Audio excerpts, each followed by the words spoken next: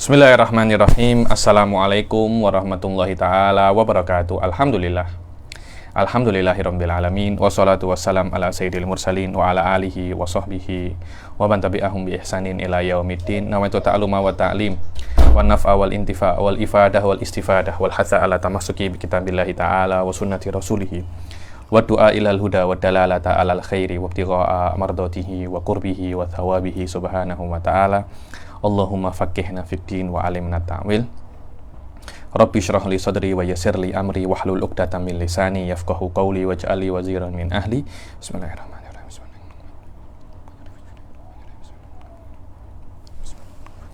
Alhamdulillah kita jumpa lagi di kelas ke-12 daripada kitab Nailur Raja ini. Syarah Safinatun Najah. Setelah kita masuk ke babut tayammum dan kita menyelesaikan tentang asbabut tayammum ya, dua. Asbabut tayammum ada tiga, kita selesaikan dua, yaitu fakdul ma' wal marad. Kita berhenti di sebab yang ketiga, yaitu al-ihtiyaj ilaihi li atashi hayawanin muhtaram. Li atashi hayawanin muhtaram. Sengaja saya berhenti di dalam bab ini, di dalam poin ini, karena memang rata-rata di dalam kitab-kitab besar poin ini khusus di dalam poin ini kitab-kitab besar itu rujuk di dalam kitab Safinatun Najah, karena untuk tahu ghairu muhtaram itu apa, memang itu ada di dalam kitab-kitab basic. Di dalam kitab Minhaj pun hanya disebutkan al-ihtiyaj ilaihi li atashi hayawanin muhtaram, sudah titik. Nanti ghairu muhtaram apa, khalas ya nih, anta sudah qori kitab, sudah qori kutub. Sebelum sampai Minhaj sudah banyak kitab yang Anda baca dalam kitab-kitab sebelumnya, dalam mutun al-mukhtasarah daripada kitab-kitab daripada kitab-kitab fikih. Seharusnya ketika sampai Minhaj hal-hal semacam ini sudah Bismillah, sudah wadih di dalam adhanut talabah yakni. Sebab yang pertama apa? Fakdul ma', kemudian marad, dan saya jelaskan apa itu mahdhurut tayammum. Mahdhurut tayammum ini penting sekali ya, hatta di dalam kitab-kitab itu biasanya idza khafa mahdhurun min mahdhurati tayammum. Sudah saya jelaskan di pertemuan yang lalu, dan jangan diremehkan mahdhur tayammum itu, karena kalau Anda tak paham di sini kitab-kitab setelahnya nanti nak jelaskan sedikit susah karena itu kesempatan untuk belajar kitab yang basic di dalam fikih bitasalsul seperti kitab ini Syarah Safinatun Najah ini, kemudian di Jinan TV ada Muqaddimah Hadramiyah, kemudian ada Yaqutun Nafis. Saya kira itu adalah kesempatan yang sangat berharga sekali untuk bisa ditekuni, karena kalau tak belajar semacam ini, Anda nak amik ke Hadramut juga susah, tak semua orang boleh berangkat ke Hadramut. Nak belajar langsung kepada syekh juga susah, andanya busy, syekhnya juga busy. Dan alhamdulillah adanya internet dan Majlis Ta'lim An-Nur ini membuat kita mempunyai kesempatan untuk talaki kitab-kitab yang diperlukan, minimal basic daripada segala umum, yang mana kalau nak lebih daripada ini silahkan ambil kelas-kelas yang berbayar, atau mungkin masuk campus, atau mungkin masuk pondok yang lebih intens pengajiannya daripada majlis-majlis yang seperti ini. Wallahu alam. Sebab yang ketiga daripada sebab diperbolehkannya tayamum adalah al-ihtiyaju ilaihi li atashi hayawanin muhtaram. Perlu air untuk hausnya hayawan. Apa itu hayawan? Hayawan itu bukan hewan, bukan. Tapi hayawan ini dzu hayatin. Maknanya sesuatu yang mempunyai kehidupan. Seperti di dalam mantik itu didefinisikan manusia itu hayawanun natik. Orang-orang cakap, "Oi, manusia hewan enggak?" Bukan, hayawan itu bukan hewan, akan tetapi sesuatu yang mempunyai hidup, apapun itu. Yakni manusia pun dikatakan hayawan karena dia hidup. Kemudian malaikat juga dikatakan hayawan, jin dikatakan hayawan, bahimah pun juga dikatakan hayawan. Apakah Allah juga dikatakan hayawan? Wallah, dengan makna sesuatu yang mempunyai hayah secara makna boleh, kan, tetapi memberi nama kepada Allah itu tidak bisa tidak bisa seperti itu, karena untuk memberi nama kepada Allah itu ada SOP-nya sendiri, karena Jumhurul Asy'ariyah mengatakan bahwasanya asmaullah tauqifiyah. Makna tauqifiyah itu tidak boleh kita beri nama kepada Allah kecuali ada tauqif daripada kitab ataupun sunnah. Walaupun ada beberapa arok yang di dalam ahli sunnah, contohnya Ra'yul Baqillani mengatakan diperbolehkan memberi nama kepada Allah walaupun tidak ada kitab, tidak ada nas dari kitab wa sunnah. Yang penting apa namanya, tidak yuhim naqson. Tidak yuhim naqson maknanya nama itu tidak mengisyaratkan kekurangan kepada Allah Subhanahu wa taala. Adapun pendapatnya Imam Ghazali ada tafsil ya nih di dalam fil asma tauqifi wa fis sifat taufiqi. Ala kullin masalah-masalah ini dibahas di dalam ilmu kalam. Yang penting memberi nama kepada Allah Subhanahu wa taala itu jumhur ahli sunnah wa huwa ra'yul asy'ari yani tauqifi wa huwa ma warada fi Jawharatut Tauhid wa ikhtira'an nasmahu tauqifiyah wallahu alam. Maknanya di antara sebab yang memperbolehkan kita untuk bertayamum adalah kita memerlukan air untuk diberikan kepada makhluk hidup yang muhtaram. Untuk apa itu?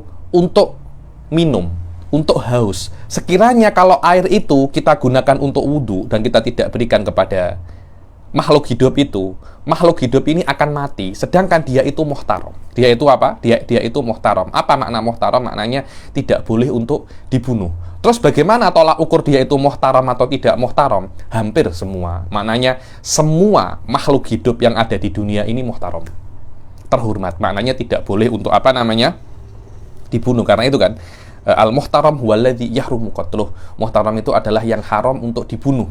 Tidak boleh untuk dibunuh, itu namanya muhtaram. Semua makhluk yang ada di dalam dunia ini muhtaram, kecuali 6 saja. 6 ini tidak muhtaram. Maknanya kalau Anda bersamaan dengan 6 orang yang akan disebutkan ini, Anda mempunyai 2 pilihan. Contohnya, air ini saya gunakan untuk wudhu dan saya biarkan ghairu muhtaram ini mati, atau saya tayamum dan saya berikan air ini kepada ghairu muhtaram ini. Contohnya, Anda bersama tarikus sholah atau zanil muhson. Secara fikih mu'tamad, Anda diwajibkan untuk berwudu dan membiarkan orang-orang 6 ini untuk bukan hanya orang 6 ini ya, makhluk 6 makhluk hidup ini untuk mati, untuk mati. Kenapa? Karena karena nyawanya tidak mempunyai harga di depan syariat. Macam mana syariat ini kejam? Bukannya kejam ya nih. Anda kalau fikir daripada kacamata syariah ya, daripada kacamata syariah, di setiap sistem, di setiap nizam itu ada semacam dosa yang paling besar di dalam setiap nizam. Di dalam nizam kerajaan, semua kerajaan ya nih. Di dalam semua nizam, tidak hanya kerajaan, di dalam nizam komunitas ada semacam dosa besar. Di dalam nizam kerajaan, di dalam nizam negara, di dalam nizam mungkin korporat itu ada dosa-dosa besar. Kalau kita nak contoh, di dalam negara itu dosa yang besar itu macam membocorkan rahasia-rahasia negara. Jadi sekiranya ada rahasia negara yang sangat berbahaya dibocorkan atau diberitahu kepada pihak-pihak musuh, itu adalah dosa yang paling besar, kejahatan, crime yang paling besar dilakukan oleh seseorang terhadap negaranya. Di dalam Islam pun ada semacam itu. Lah, dosa-dosa yang disebutkan di dalam sini itu adalah termasuk dosa yang paling besar, yang bertentangan dengan manusia itu diciptakan oleh Allah dan disuplai nikmat oleh Allah Subhanahu wa taala. Dan kalau dosa-dosa ini dilakukan, maknanya dia sudah menciderai untuk apa dia diciptakan. Karena itu, dosa-dosa ini membuat dia tak terhormat lagi dan Allah tak nak tengok dia sampai dia itu bertobat. Baru dia mempunyai harga terhadap hidupnya lagi dan syariat memberinya sebuah iktiraf dan iktibar tentang kewujudannya di dalam dunia ini. Khotir jiddan ya nih, khotir jiddan. Dan wahakadha nandur di dalam banyak sekali kita nandur di dalam banyak sekali umur ya, di dalam banyak sekali umur. Jayyid jiddan. Wal ihtiyaj ilaihi li atoshi hayawanin muhtaram. Tengok asalif anna al makna anna thalisa min asbabi tayammum al ihtiyaj ilal ma'i li atoshi hayawanin yahrumu qatluhu. Dibilang yang ketiga adalah daripada sebab tayamum, Anda ini memerlukan air untuk minum makhluk hidup yang tidak boleh untuk dibunuh. Macam mana itu bi'an? Di dalam fikih kalau ada kata-kata bi'an itu maknanya taswirul masalah. Taswirul apa namanya? Maknanya bi'an ini adalah penjelasan atau deskripsi daripada masalah sebelumnya apa. Gambarannya macam mana? Berbeda dengan ka'an. Ka'an itu adalah salah satu daripada misdak atau afrod daripada masalah sebelumnya. Apa bezanya? Beza. Sangat-sangat beza sekali. Orang yang belajar mantik akan paham ini. Dibilang kata-kata bi'an untuk mafhum, kata-kata ka'an untuk juz'iyat. Macam mana itu? Wallah, ada kena murojaah mantik yang ada di dalam Jinan TV baru anda boleh paham hal-hal semacam ini. Ya memang macam mana Habib, kita ini belajar fikih tak belajar mantik tak? Ilmu agama itu saling berkaitan satu sama lain. Karena itu terutama ilmu mantik. Ilmu mantik itu memang dia itu basic daripada segala ilmu. Dan sebab itulah Imam Ghazali itu meletakkan mabahis mantikiyah di awal kitab-kitabnya beliau, terutama di dalam kitabnya Mustasfa, dan beliau mengatakan man la ma'rifata lahu bi ilmil mantik fala thiqata lahu bi ulumihi aslan. Kenapa ya? Karena hal-hal semacam ini dia tidak akan faham perbezaan ka'an wa bi'an. Kenapa? Dan walaupun dijelaskan di dalam kitab-kitab mustalahul fiqhiyat, akan tetapi tanpa diroyah pada ilmu mantik, hal-hal semacam ini akan sedikit susah untuk difahami, kecuali memang orang-orang yang diberi taufik oleh Allah Subhanahu wa ta'ala. Bi an yakhafa alaihi minal atashi maradun aw ghairuhu mimma sabaq. Sekiranya kalau semuanya tidak diberi minum, tidak diberi air, maka hayawan muhtaram ini akan takut untuk mati atau sakit, dan terjadi padanya itu salah satu daripada mahdurati tayammum. Sawaun, yang makhluk hidup itu manusia atau bukan manusia, miliknya atau bukan miliknya, takut sekarang atau takut nanti. Walaupun air itu ada atau tak ada, maknanya kalau saya beri air ini, kemungkinan nanti ada lagi atau tidak ada lagi, sama hukumnya. Sama hukumnya. Jayid.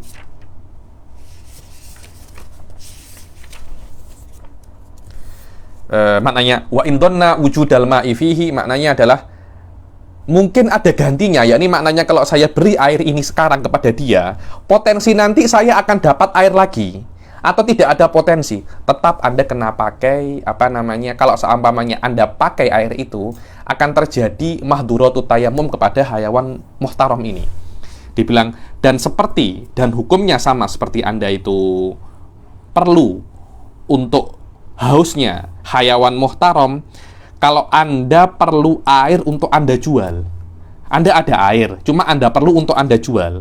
Kenapa Anda jual? Saya perlu harganya, Habib. Saya perlu uang ini. Kalau saya guna wudhu, saya tak dapat uang. Libaihi, untuk apa? Litokmihi, yakni saya kena makan, Habib. Yakni air ini memang saya memang jual air. Kalau air ini tidak saya jual, nanti saya tidak bisa makan. Aulidainin, untuk bayar hutang, Habib, harga air tuh. Auli ghosli najasah, yakni air ini saya perlukan untuk membasuh najis. Walau tatahhara bihi ma'al ihtiyaj ilaihi li syai'in mimma dzukir sahhatuhu wa atam. Dibilang kalau seumpamanya ada hayawan muhtaram tapi tetap dia tak beri orang itu, dia tetap wudhu, apakah wudhunya sah? Wudhunya sah, akan tetapi atamma ini wallahu a'lam, mungkin ya, kalau mungkin ada yang punya nuskhoh selain ini, mungkin bukan atamma tapi athima. Athima, jadi titiknya kurang satu, jadi bukan hamzah takmim, athima, yakni maknanya kalau dia pakai air akan ada hayawan muhtaram mati, tapi dia tetap pakai air, apakah wudhunya sah? Sah, cuma dia berdosa. Cuma dia berdosa. Terus oke, Habib, saya tahu gitu ya. Ini maknanya kalau ada hayawan muhtaram, saya tidak diperkenankan untuk wudhu, tapi saya kena tayamum, dan air itu kena saya berikan kepada hayawan muhtaram ini untuk menyelamatkan nyawanya. Atau untuk kalau saya perlu harganya air itu, saya kena jual untuk makan saya, untuk saya bayar hutang, dan saya diperkenankan untuk tayamum. Jayid. Sekarang saya tak tahu, Habib, apa muhtaram dan apa ghairu muhtaram. Dobitnya apa? Ketahuilah bahwasanya semua yang ada di dunia ini semuanya adalah hayawan muhtaram, kecuali 6. Kecuali 6. So, ghairul muhtarami sittah. Yang pertama adalah tarikus shalah. Yang pertama apa? Tarikus tarikus sholah. Tarikus sholah itu adalah orang yang meninggalkan sholat. Makna meninggalkan sholat, dia sudah divonis, dia itu meninggalkan sholat. Dan ini susah sedikit ya, nanti akan ada di sini nanti haddu tarikis sholat. Bagaimana orang itu dianggap dia itu meninggalkan sholat. Dan ini syadid ya, nih sampai dikatakan sholat tak nak, suf kalau engkau tidak sholat, saya akan bunuh. Tetap degil, lebih baik dia mati daripada sholat lah. Orang-orang semacam ini memang dia, kalau menurut Islam ya, menurut Islam memang berhak untuk mati. Habib, maknanya kita boleh bunuh kah? Tak macam itu. Yang boleh untuk membunuh, yang boleh untuk melakukan semua hudud ini bukan orang-orang sipil semacam kita, bukan. Akan tetapi itu hanya kerajaan, hanya pemerintah yang resmi yang boleh buat semacam ini. Adapun yang tak resmi tak boleh. Kalau ada orang yang tak resmi buat hudud ini, pemerintah boleh tangkap dan boleh hukum dia, ya nih seperti hukum yang berlaku di negaranya masing-masing macam mana. Jayid jiddan. Karena itu kan Sof tengok tarikus sholah ba'da amril imam, yakni dia tetap meninggalkan sholat setelah diperintah oleh imam atau presiden atau raja cakap engkau kena sholat. Tak nak, alamak sholat je. Kalau engkau tak sholat, engkau akan aku penggal, betul aku mati, alamak. Ini dahsyat sangat ini, orang semacam ini dahsyat. Wa huwa man akharaha an jami'i awqatiha kasalan wa tahawun. Dibilang tarikus sholah adalah orang yang mengakhirkan sholat dari semua waktunya itu kasalan. Ini penting ya, kasalan. Karena dia malas. Au tahawunan, meremehkan. Beza antara mungkirus sholah, beza. Tarikus sholah itu dia meyakini bahwasanya sholat itu wajib tapi dia malas. Atau dia anggap remeh itu sholat. Berbeza orang yang sudah mengingkari sholat. Apa bezanya Habib? Beza. Orang yang mengingkari sholat murtad. Orang yang meninggalkan sholat karena malas, muslim tapi berdosa. Bezanya apa? Yo, beza. Satunya muslim, satunya murtad. Satunya kekal di neraka, satunya tak kekal di neraka. Itu beza yang sangat besar sekali itu. Beza yang sangat besar kan. Wa sayati hukmu tarikus shalah sayati. Yang kedua adalah apa namanya? Zanil muhsan. Apa itu zanil muhsan? Zanil muhsan adalah orang yang berzina tapi dia sudah pernah berjima. Kadang-kala kan ada kan orang itu macam mana ya, saya tengok ya. Ada orang itu berzina karena dia memang belum pernah untuk berjima secara normal. Jadi mungkin umurnya masih 15 tahun, 18 tahun, belum punya istri, dengan banyaknya internet, mudahnya tengok film-film yang tak oke, akhirnya dia itu terkena berzina. Dia berzina, tapi berzinanya dia itu dalam keadaan dia belum pernah menikah. Itu namanya zani ghairul muhsan. Zani apa? Ghairul muhsan. Adapun zanil muhsan ini adalah orang yang berzina tapi dia sudah pernah menikah atau dia dalam keadaan menikah. Karena itu dia itu muhsan. Makna muhsan, dia itu sudah pernah merasakan berjima. Seharusnya apa ya? Orang kalau sudah menikah, dia akan cakap jima itu macam-macam itu saja sebenarnya. Dia bukan perkara yang dahsyat sangat. Orang yang belum pernah menikah akan apa ya? Imajinasi dia tentang jima itu dahsyat. Tapi orang yang sudah 10 tahun menikah, 5 tahun menikah biasa aja. Lah, ketika Anda sudah mempunyai istri, sudah pernah berjima, kemudian Anda masih berzina, lah itu namanya Anda kurang ajar. Itu namanya apa? Anda kurang ajar. Nah, kalau kurang ajar itu hadnya beza. Hadnya Anda dirajam sampai mati. Dirajam sampai mati. Jayid jiddan. Di sini ada definisinya, wa huwa al-balik akil al-hur alladzi ghayyabaha syafatahu au qadraha in kana faqiduha hala bulughihi wa aqlihi wa hurriyatihi bi qubulin fi nikahin sahih summa zana. Ya, ini definisinya ma'ruf ya. Ini tapi definisi yang paling best itu adalah definisi yang disebutkan oleh beliau sendiri, Syed Ahmad bin Umar Asyatiri, di dalam kitabnya Yaqutun Nafis. Itu best sangat.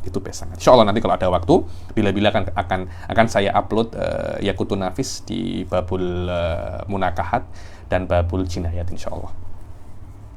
Yang ketiga adalah al-murtad. Maknanya di antara kan yang ghairul muhtaram kan sita. Yang pertama adalah tarikus shalah, yang kedua adalah zanil muhsan, yang ketiga adalah apa namanya? Murtad.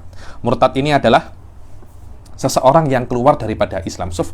Kafir asli itu muhtaram di dalam beberapa case-nya ya. Selain dia itu kafir harbi, tapi kafir harbi beda. Maksudnya kafir selama dia tidak harbi, dia itu dianggap muhtaram oleh syariat. Murtad ini tak. Kenapa? Karena riddah ini dosa yang paling besar. Dosa yang paling besar di dalam agama bukan kafir, bukan kufur, tapi riddah. Karena itu kan guru-guru saya itu selalu mengatakan bahwasanya riddah min akbah anwa'il kufur. Murtad itu di antara macam kufur yang paling teruk. Kenapa? Karena kalau orang-orang kafir itu dia tidak masuk Islam karena dia belum tahu Islam, dia belum tahu agama, dia belum tahu cahaya Islam. Akan tetapi murtad, dia sudah pernah masuk Islam, tapi dia tinggalkan Islam. Maknanya dia sudah pernah tahu cahaya iman, tapi dia tinggalkan cahaya tersebut. Dia lebih milih kegelapan. Orang-orang semacam ini dianggap oleh syariat melakukan pengkhianatan yang paling besar terhadap terhadap Islam, dan hukumnya riddah itu tuktal. Tuktal maknanya dia akan dibunuh dan semua hartanya itu nanti akan menjadi fai'un lil muslimin. Ada perbezaan antara fai' wal ghanimah ya. Apa perbezaannya? Bagaimana cara dapatnya membuatnya berbeza, terus bagaimana cara pembagiannya juga membuat dia itu berbeza kan. Dan hartanya orang-orang murtad itu selama dia tidak bertaubat, maka hartanya itu akan menjadi fai' untuk orang-orang untuk orang-orang muslim. Sayati mungkin di dalam kitab-kitab yang lain. Tengok terus tolak ukur murtad itu macam mana? Tolak ukur murtad itu adalah biasanya dia itu ingkar maklum minadin bidarurah. Itu namanya murtad, yakni dia mengingkari sesuatu yang diketahui dalam agama itu secara darurat, secara darurah maknanya yang pasti semua orang Islam mengetahuinya. Contohnya sholat 5 waktu, khomer itu haram, zina itu haram. Orang-orang yang mengetahui itu kemudian dia mengingkarinya, itu namanya dia itu murtad. Kenapa? Karena yang namanya Islam, Anda itu, oh saya masuk Islam, kenapa? Maknanya Anda itu setuju melakukan beberapa perkara dan menghindari beberapa perkara. Itu bukan hanya Anda lafaz saja kan, tapi Islam ini semacam lifestyle Anda. Bukan hanya agama Anda yakini, tidak kan, tapi itu berpengaruh terhadap perbuatan Anda. Ada perbuatan yang harus Anda lakukan dan perbuatan yang tidak boleh Anda lakukan. Di dalam daurah saya Al-Khulasah atau di dalam Al-Lumah, saya jelaskan bahwasanya yang namanya hukum yang ada di dalam Islam itu, dia itu mempunyai tugas untuk mengatur atau mengekang keinginan manusia.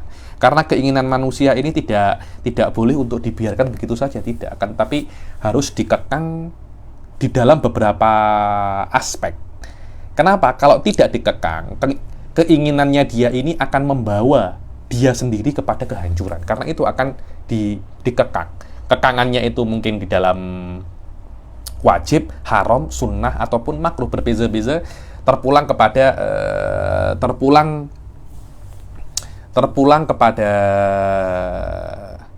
tingkat manfaat dan dorornya. Wallahu a'lam.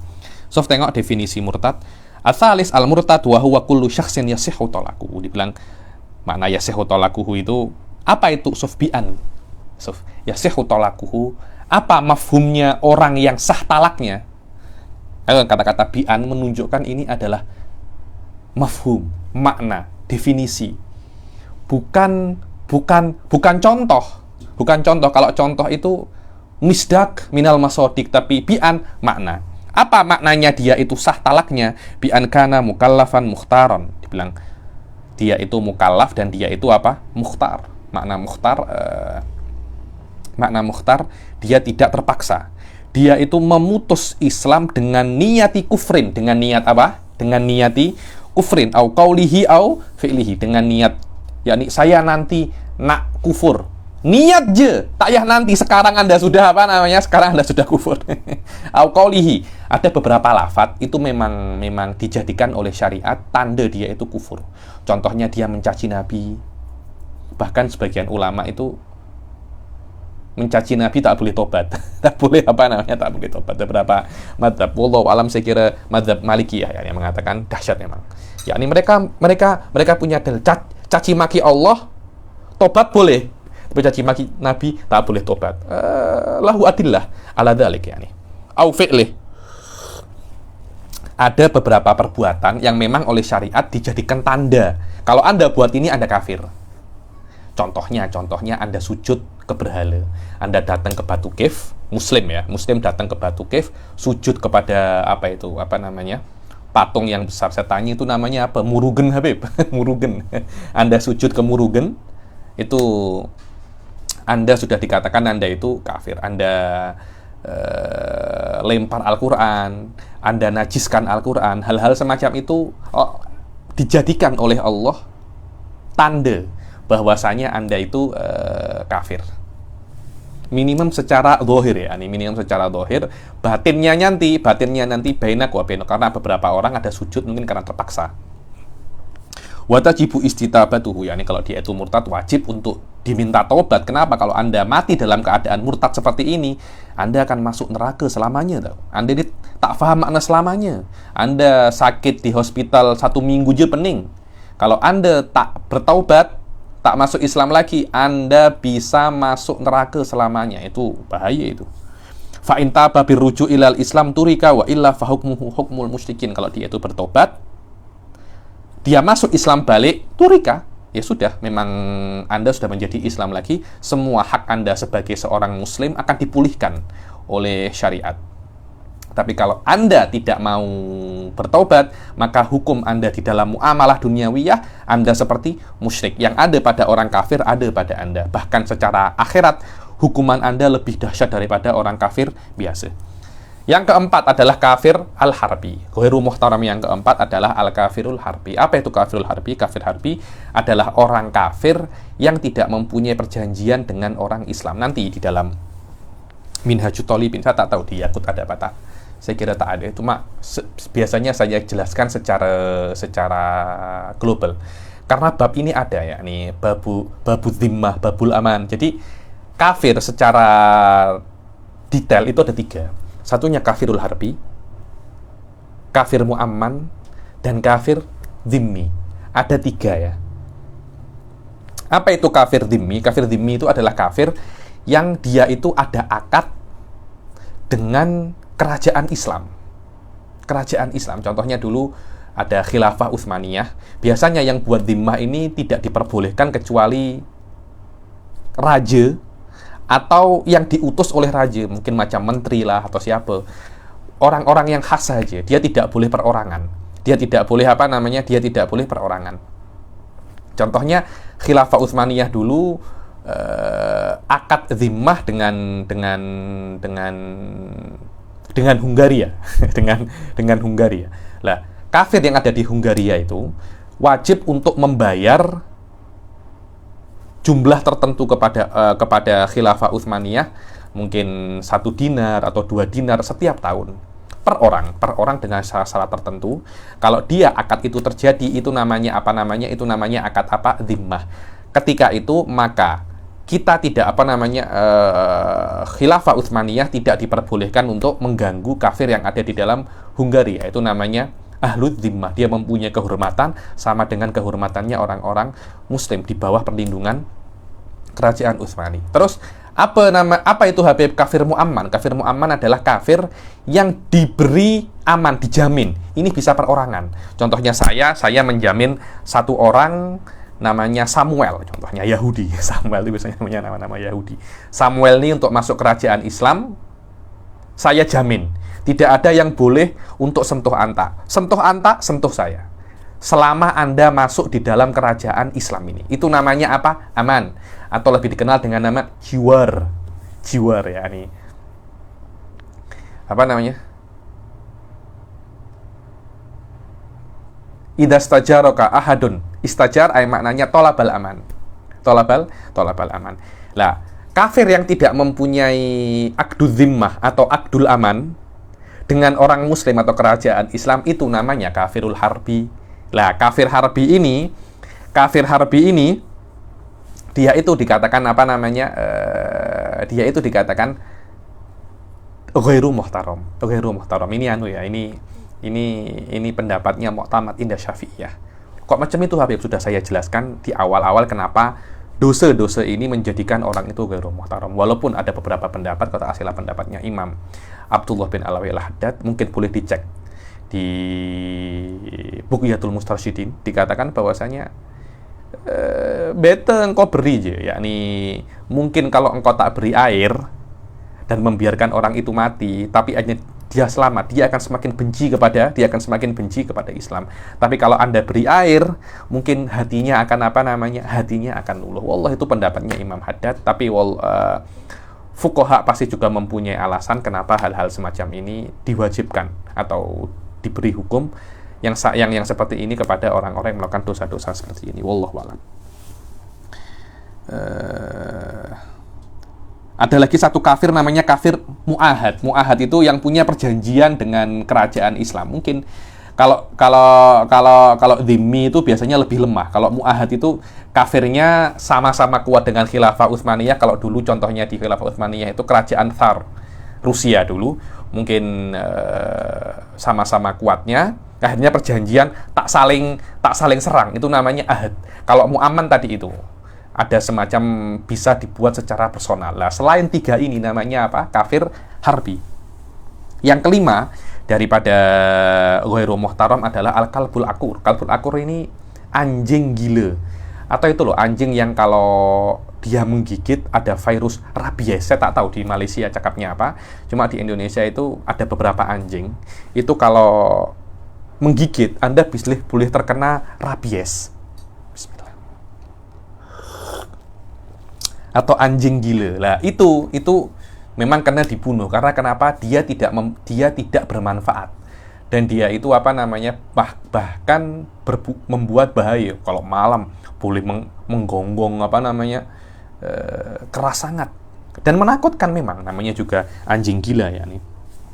So tengok al-khamis al-kalbul akur wa in kana fihi naf'un bi khilafi ma fihi naf'un wa laysa bi akur fayahrumu qatluh. Dibilang kalau dia itu anjing gila walaupun bermanfaat tetap boleh untuk dibunuh. Berbeza anjing yang ada gunanya dan dia tidak gila macam majority anjing ya. Ada beberapa anjing mungkin berguna untuk dadah. Ada kan anjing untuk pelacak dadah. Itu berguna, tidak boleh untuk dibunuh.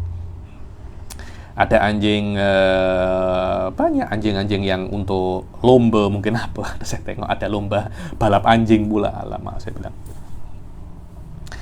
Amma ma la naf'a fihi wala darara faqala Syekhul Islam, yakni kalau anjing itu tidak gila dan bermanfaat tidak boleh dibunuh. Jayyid. Kalau anjing tidak gila tapi tak ada gunanya dan tidak ada bahayanya, apakah boleh dibunuh? Dibilang faqala Syekhul Islam ghairu muhtaram. Syekhul Islam, siapa tuh Syekhul Islam? Kalau dikatakan Syekhul Islam maknanya adalah Zakaria Al-Ansari, bukan Ibn Taimiyah. Paham ya? Bukan Ibn Taimiyah, karena Ibn Taimiyah bukan ahli sunnah wal jamaah. Dan yang namanya Syekhul Islam harus dia itu mengetahui segala ilmu Islam. Karena itu Syekhul Islam siapa? Syekhul Islam Zakaria Al-Ansari. Hadza muttafaq ala jalalati Syekhul Qul, karena Ibn Hajar, Romli wal Khatib semuanya berguru dengan Syekhul Islam Zakaria Al-Ansari. Sahibul Fathul Wahhab ma'ruf yani. Innahu ghairu muhtaram fayajuzu qatluhu, katanya Syekhul Islam. Anjing itu yang tidak berguna dan tidak bermanfaat ghairu muhtaram dan boleh untuk dibunuh. Adapun Imam Romli mengatakan tidak boleh untuk dibunuh, itu muhtaram. Yang keenam daripada hayawan ghairu muhtaram adalah khinzir dengan segala macamnya, walaupun tidak akur. Cukup dia itu khinzir, dia ghairu muhtaram dan boleh untuk dibunuh. Ya Habib, kalau memang khinzir itu boleh untuk dibunuh, kenapa Allah cipta Habib? Liyabluwakum ayyukum ahsanu amala. Yakni Allah ciptakan khinzir, ciptakan babi untuk menguji kita. Untuk menguji kita. Allah cakap, aku ciptakan ini, tapi aku cakap, jangan Anda makan ini. Jangan Anda makan ini. Kita tengok, apakah ada yang makan atau tidak. Kalau ada yang makan, dosa masuk neraka. Tak ada yang makan. Kalau ada khinzir, Anda tak makan, Anda mendapat pahala. Itu aja ya nih. Tapi apakah Allah kena menciptakan sesuatu. Allah tidak boleh menciptakan sesuatu yang tak Allah halalkan. Tak. Yakni Allah akan menciptakan apapun yang Allah inginkan. Nanti setelah itu Allah akan menghukumi ini boleh atau tak boleh, karena baik dan buruk itu terpulang kepada Allah Subhanahu wa taala, dan Allah boleh menciptakan perkara yang tak oke dengan makna kalau Anda lakukan ini Anda masuk neraka, dan Allah boleh menciptakan perkara yang baik dengan makna kalau Anda lakukan Anda boleh masuk surga. Wallahu alam.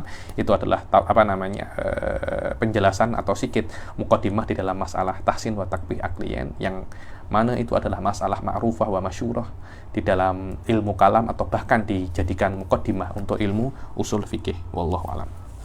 Dengan ini selesai sudah sebab ketiga daripada asbabut tayammum. Sekarang kita akan masuk ke bab yang selanjutnya, yaitu syurutut tayammum. Syurutut tayammum. Faslun syurutut tayammum asyratun.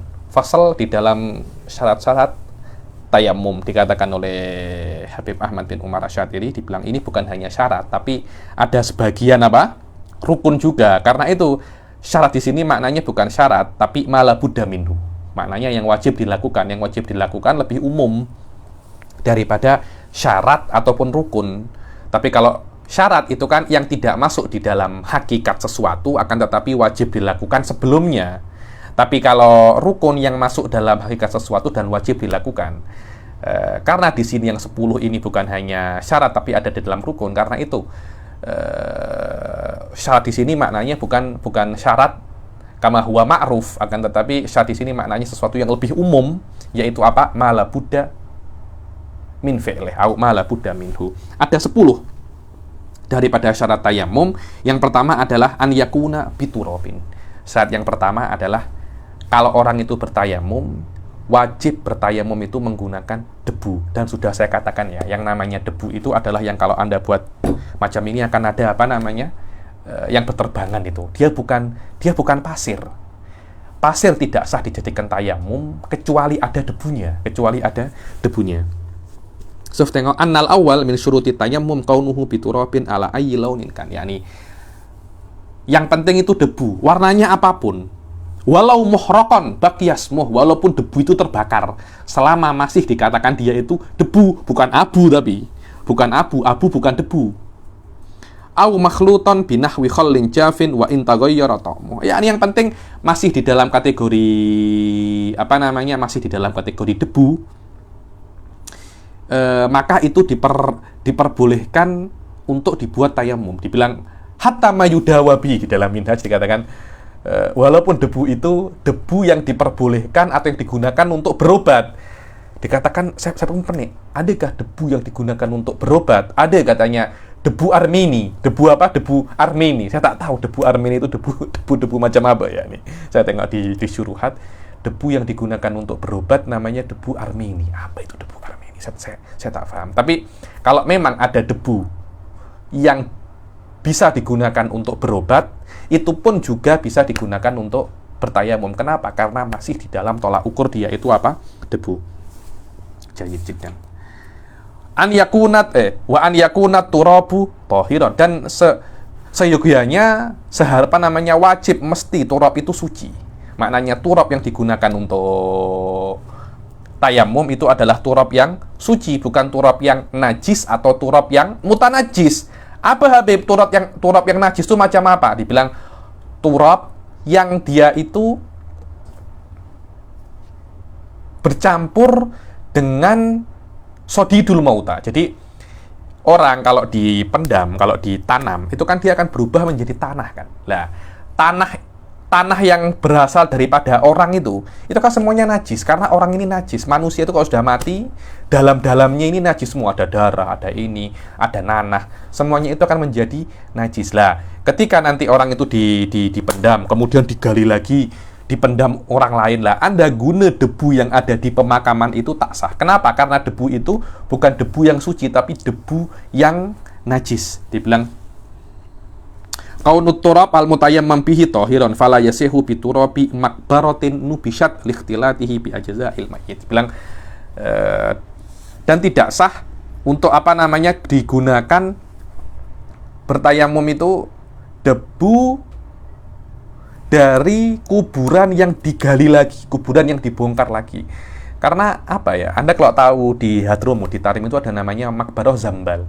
Lah Zambal itu satu tempat kuburan, satu kuburan itu mungkin untuk 5 orang, untuk 6 orang. Kenapa? Karena orang sudah sudah ditanam. Setelah ditanam mungkin setelah 40 tahun, kalau di Zambal tak silap 40 tahun apa 60 tahun. 60 tahun tak silap. Di sampingnya itu Makbarah Furaid itu 60 tahun. 40 tahun karena lebih panas lah. Setelah 40 tahun nanti akan ditempati oleh orang lain. Jadi mungkin satu kuburan itu 5 atau 6 orang. Apakah ada masalah? Tiada masalah selama sudah selama sudah hancur semua tulang belulangnya lah. Ketika dia itu digali lagi, kan maknanya yang di bawah akan menjadi ke atas. Nah, debu-debu itu akan bercampur dengan tanah-tanah yang sudah menjadi mutanajis atau menjadi najis, atau tanah itu asalnya daripada bagian-bagian tubuh manusia. Karena itu adalah tanah yang najis dan tidak diperbolehkan untuk digunakan menjadi tayamum. Begitu pula tanah yang suci tapi dia itu mutanajis. Macam mana? Ada debu, kemudian ada anjing atau kucing kencing di situ. Akhirnya tanah itu menjadi apa? Atau debu itu menjadi debu yang mutanajis. Maknanya kata-kata an yakuna turabu tahiran itu untuk mengeluarkan debu yang najis atau yang mutanajis. Yang ketiga adalah an la yakuna mustakmalan. Debunya itu bukan debu yang mustakmal. Mustakmal itu macam mana? Mustakmal setelah digunakan di dalam tayamum, di dalam hadas atau di dalam najas. Apa definisinya? Definisinya minhaj ma alal udwi au ma tanathara minhu. Dibilang yang namanya mustakmal adalah debu yang setelah tayamum masih tersisa, masih menempel di anggota tayamum. Contohnya saya bertayamum, kemudian Ustadz Zaman ambil lagi dan dipakai debu yang ada di tangan saya, diamik, dipakai tayamum oleh Ustadz Zaman. Itu turab yang mustakmal atau yang tanathara minhu, atau yang ketika saya bertayamum kan ada yang sikit-sikit yang jatuh. Itu pun juga dikatakan apa? Mustakmal. Begitu pula debu yang mustakmal adalah debu yang digunakan untuk mensucikan najis mughaladhah. Sisa debu itu dikatakan debu apa? Debu yang mustakmal. Apakah debu yang mustakmal ya Habib boleh disucikan balik? Betul, cari debu yang lain ya. Betul, cari debu yang lain. Kal mustakmal fi izalatin najasa al mughaladhah. Dibilang mustakmal yang digunakan, debu yang digunakan untuk mensucikan najasah mughaladhah juga dikatakan debu yang mustakmal. Yang nomor 4, an la yukhalitahu daqiqun wa nahwu. Dibilang debunya itu tidak tercampur dengan dakik, dengan tepung wa nahwu, dan semacam tepung. Mungkin tercampur dengan gula kah atau apa kah. Jadi debu kan lembut, tepung kan lembut, jadi debunya itu tidak tercampur dengan tepung. Kalau debu tercampur dengan tepung, tayamumnya tidak akan sah. Kenapa? Karena hadza mu'tamad Syafi'i. Yani karena ketika Rasul sallallahu alaihi wasallam mengatakan ketika Allah itu mengatakan fatayammamu sha'idan thayyiba, yakni ketika kamu tidak ada air, maka bertayamumlah dengan sha'id. Apa itu sha'id? Syafi'iyah mengatakan bahwasanya sha'id ini adalah debu. Kenapa? Karena Rasul sallallahu alaihi wasallam mengatakan ju'ilat umatku itu diberikan 5 keistimewaan yang tidak diberikan kepada umat-umat selain umatku. Di antaranya apa? Ju'ilat liyal ardu masjidan wa turbatuha tahuro. Bukan tuhur, bukan bidommit ta, tapi bi fathit ta. Apa? Wa turbatuha tahuro ini apa? Maknanya debunya ini suci dan mensucikan. Tohur, suci dan mensucikan. Bukan tohir, bukan suci, tapi tohur. Nah, dari sini para ulama mentafsirkan bahwasanya sha'id yang ada di dalam ayat adalah debu. Dijelaskan daripada sunnah yang itu adalah debu yang menjadi khususiyah umat Rasul sallallahu alaihi wasallam. Lah, selama dia itu debu, khas untuk debu, maknanya selain debu walaupun juga halus tidak bisa digunakan untuk bertayamum. Maknanya tepung yang mirip-mirip debu, selama dia bukan debu dan tercampur dengan debu, maka tidak bisa digunakan untuk bertayamum. Tepung yang khas, khusus, maksudnya tepung yang pure, atau tepung yang tercampur dengan debu, atau debu yang tercampur dengan tepung, semuanya itu tidak bisa digunakan untuk bertayamum. Karena debu yang pure baru sah digunakan untuk bertayamum. Jisun, jis itu apa? Jis itu ya, jis itu ditarim itu kan buat rumah itu kan daripada tin itu tanah liat lah. Tanah liat nanti tutup dengan putih-putih semacam inilah. Putih-putih itu namanya jis, atau mungkin kalau orang Indonesia itu cakapnya gamping, orang-orang Jawa cakapnya gamping, belerang yang putih itu, atau kapur, atau semacam itulah. Wa an la yukhalitahu dakikun wa nahwuh wa an yaksidahu, yakni anta taksidut turab, yakni seseorang itu kalau nak bertayamum, dia itu kena datang ke turab, bukan turab datang ke dia. Contohnya kalau dia tiba-tiba jalan, kemudian ada angin, bawa debu. Nanti kalau di Malaysia jarang ada debu ya, di Indonesia pun juga sama. Tapi kalau Anda di Hadramut, angin tuh bawa debu semua, debu semua. Jadi ketika debu itu datang, sekali tayamum sekali, itu tak boleh.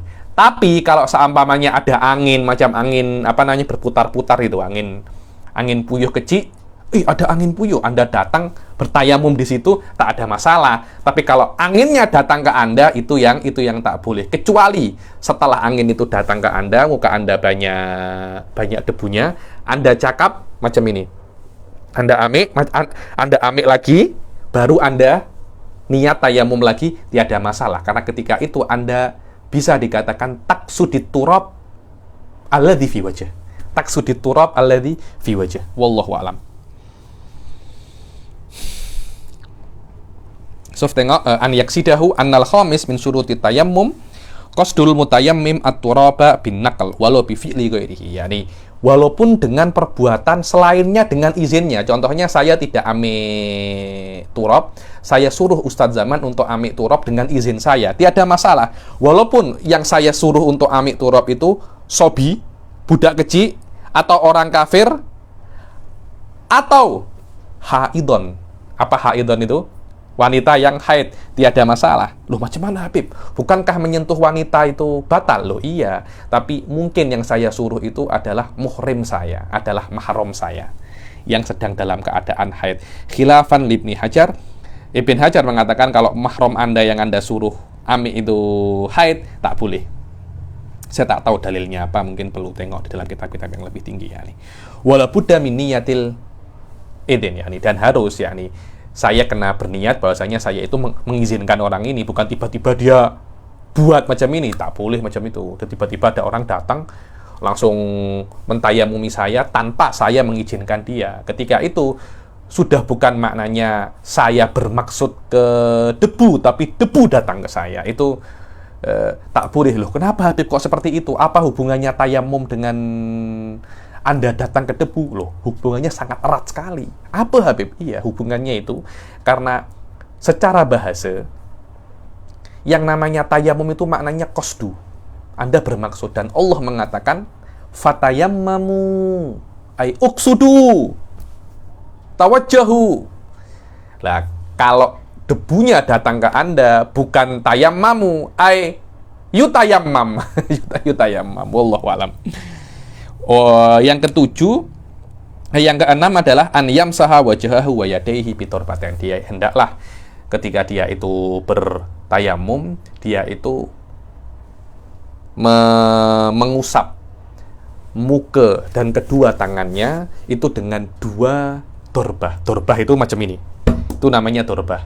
Karena Rasulullah SAW itu ketika mengajak kepada sahabat bertayamum itu at-tayammumu hakada dorbatun lil wajh wa dorbatun lil yadain. Lah dari situ para ulama mengatakan memang kena dua dorbah. Cuma dorbah ini ditakwilkan bukan dorbah, bukan pukulan kan, tapi naklah.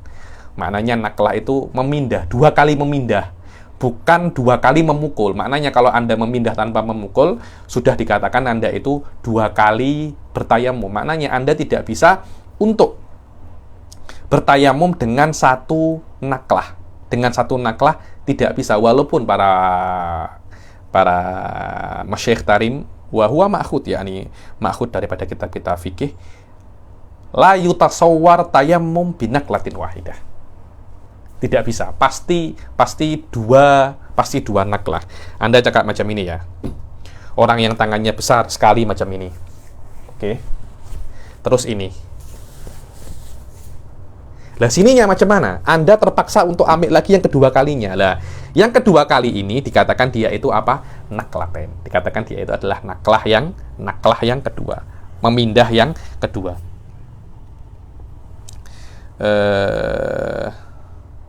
Maknanya kena 2 kali, tidak boleh kurang. Lebih daripada 2 kali, 3 kali atau 4 kali atau lebih. Kalau cukup 2 kali, makruh ya nih. Makruh.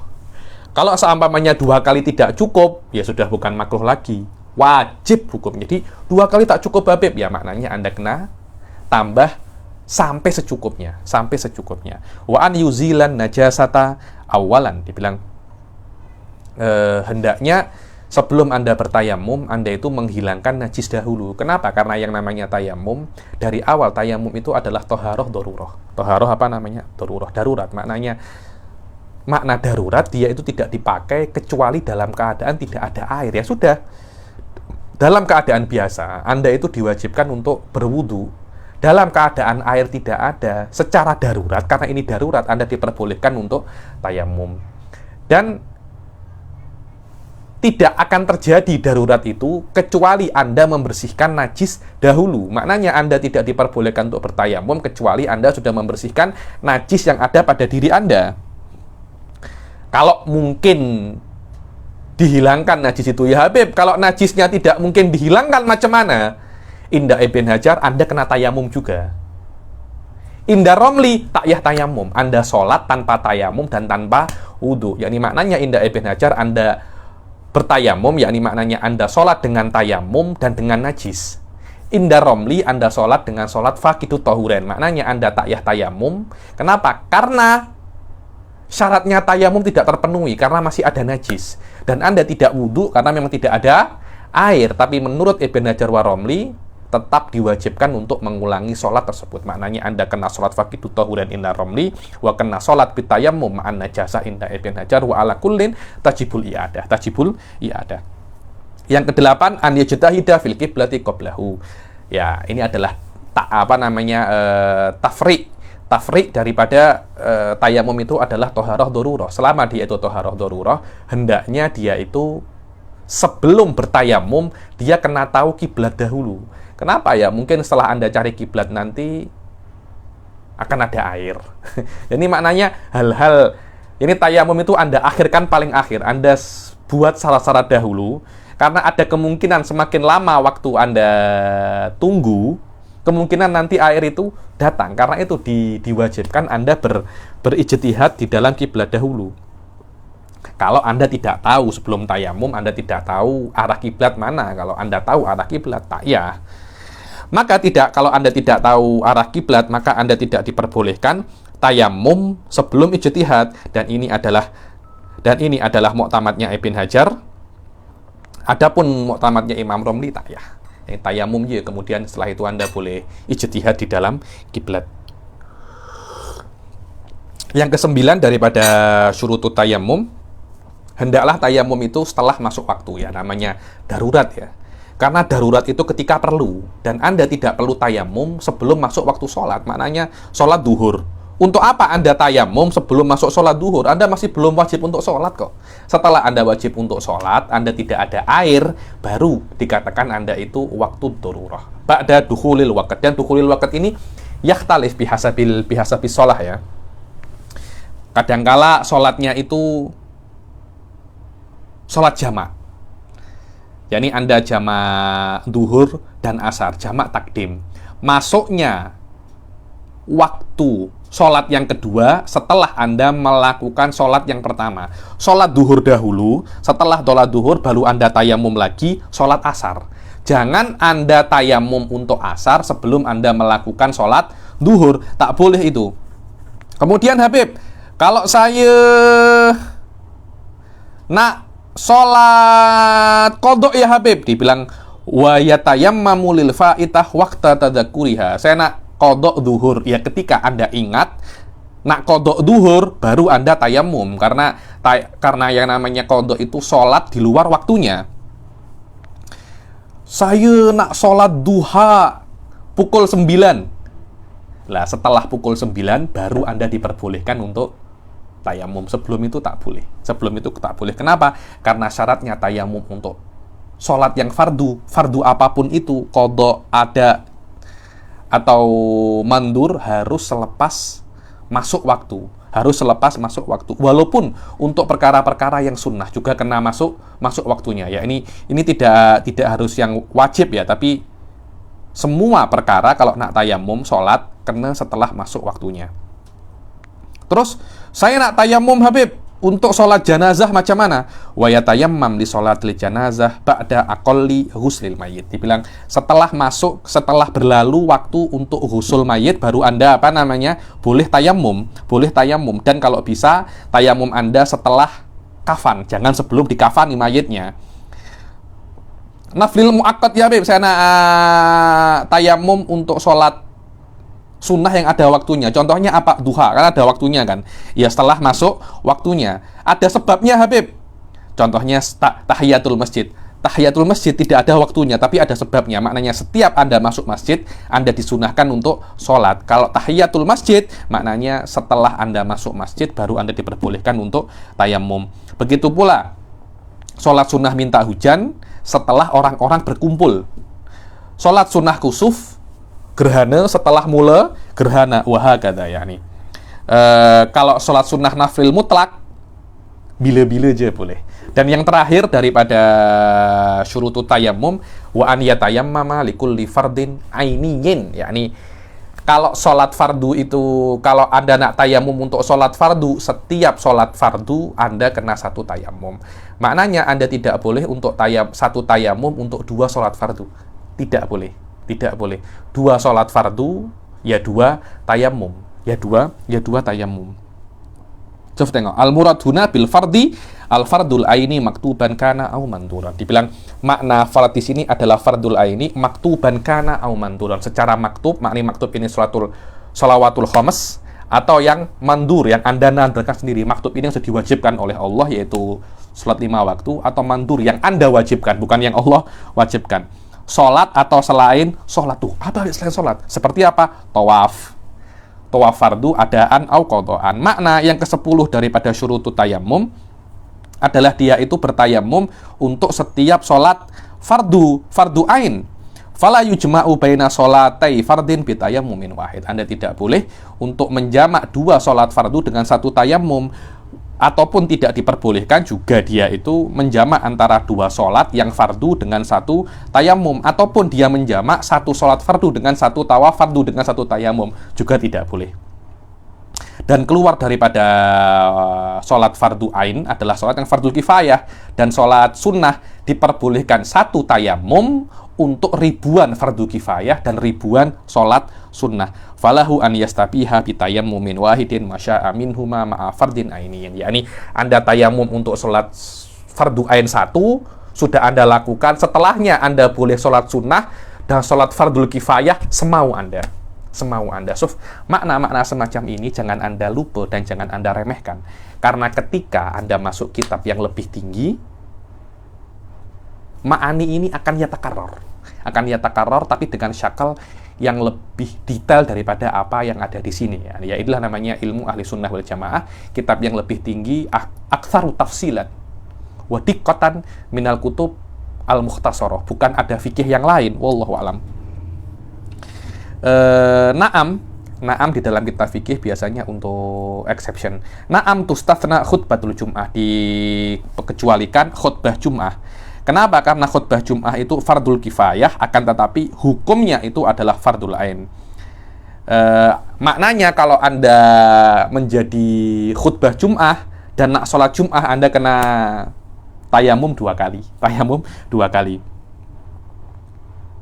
Lakin la yastabihu biniyatiha al-jum'ata inda Ibnu Hajar. Dibilang akan tapi Ibnu Hajar memang khutbah Jumat itu fardul kifayah tapi hukumnya fardul ain.